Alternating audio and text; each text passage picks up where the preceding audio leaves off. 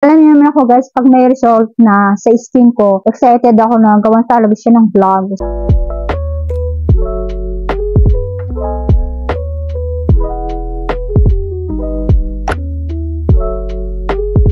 Hi mga sis! Welcome back to my channel. Another day, another vlog. Meron akong bagong tinry na sabon ngayon. So kung i-share sa inyo yung aking experience about dito sa sabon na to. Gluta Berry Bleaching Soap. And then itong times 100 intensive white. Wow, diba? Times 100 intensive white daw siya. So, ibig sabihin, effective siya sa pagpapaputi. Bumili ako ng 2 piraso. So, 2 piraso kasi itatry ko lang naman siya. Kung totoong nakaka-puti siya. Ako kasi, pag gusto ko lang itry yung isang product, 2 piraso lang or isa lang yung gagamitin ko. Ito yung mga ingredients siya. Meron siyang coconut oil, almond oil, sunflower oil, serum, castor oil, strawberry extract, scent alpha, collagen, L-glutathione, beta-arbutin, milk protein, papaya extract. Dito naman yung direction for use. Tapos meron pa siyang nakalagay dito na reminders. Experience daw kayo na nag-dry skin kayo. Put allowed more moisturizing lotion. Or i-stop nyo na lang siya. Makapal yung plastic niya. And yung kanyang lalagyan talaga, plastic, zip-lock siya.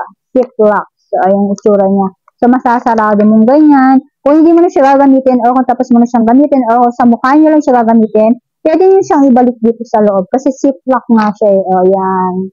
Tapos, yung color niya, kulay pink. So, amoy niya para lang siyang candy. Strawberry candy. At madali lang din tong matunaw. Sa katawan ko lang siya ginamit. So, tinry ko lang naman siya. Sa katawan ko lang siya ginamit. Hindi ko siya ginamit sa mukha ko.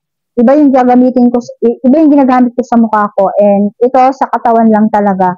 At mabula siya. Tapos, yung kanyang texture, guys, para din siyang, project na mabilis matunaw. Tapos ito yung bula niya kulay pink. Makikita mo pink talaga dun sa kamay mo. Super liit lang siya. Tutusin, pag ginamit nyo to, hindi siya aabot ng 1 linggo.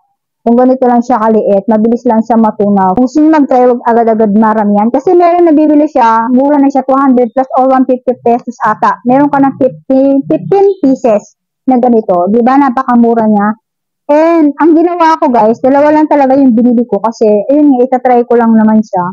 Baka mamaya hindi siya mahiyang sa akin. Sayang naman yung sandamakpak na sabon na hindi naman nahiyang sa'yo. Sayang yung sabon, hindi mo na siya magagamit. So, ito ay guilty-free, paraben-free, phenol-free siya. From Bella Amor Skin. So, unang gamit ko dito, sabon na to, okay naman siya. Kaso lang, sobrang nakaka-dry talaga siya ng skin. Kailangan mo talagang maglagay ng sandamakmak na lotion. Yung moisturizer na lotion.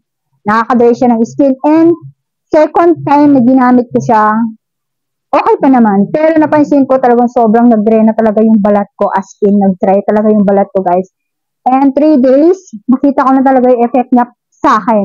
3 days, yun na. Nakita ko may mga pantal-pantal na maliliit, tapos baltik-baltik. Alam mo yung parang, guys, para kang bungang araw na maliliit na tutubo sa'yo. Ganun yung nangyari sa kami ko. So, eto siya. Ganyan siya. May maliliit siya. Tapos may pantal-pantal talaga siya, guys. And after nun, hindi ko na siya talaga ginamit. Ini-stop ko na siya. Kasi feeling ko, hindi ako hiyang dito sa sabon na to. Pansin ko rin sa balat ko, umitim ako sa paggamit nito. At gumuspang talaga yung balat ko, guys, sa paggamit nito. Ito na pinanghinayangan na ubusin siya. Kasi sayang, di ba?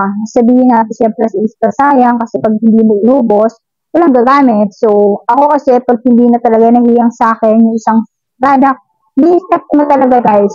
Kahit hindi na siya maubos, kahit na hindi na siya magamit, i-stop ko na talaga siya. Kasi mas lalong papangit yung balat mo, iitim ka pa. So, yun lang yung napansin ko dito kay Gluta Soap Berry nila. So, hindi naman lahat ng gumagamit ito ay umiitim or hindi humihiyang. Sa iba ito, hiyang sa kanila at nakakaputi sa iba. Pero sa akin kasi hindi siya hiyang sa akin. Alam niyo naman ako guys, pag may result na sa skin ko, excited ako na gawan talaga siya ng vlog. So, talaga ako hiyang sa mga bleaching soap. Pero nabismaya lang ako dahil hindi siya maganda sa balat ko. Kung kayo ay hindi na hiyang sa product ng pinagamit niyo, i-stop niyo na siya agad. Huwag nyo na siyang ituloy gamitin. Huwag nyo nang patagalin pa. Huwag nyo nang ubusin. Sa akin lang siya hindi nahiyang. Sa iba hiyang to. Maganda to. Nakakaputi ito sa iba. Hindi siya match sa skin ko. Hi guys. Thank you for watching. Please don't forget to subscribe.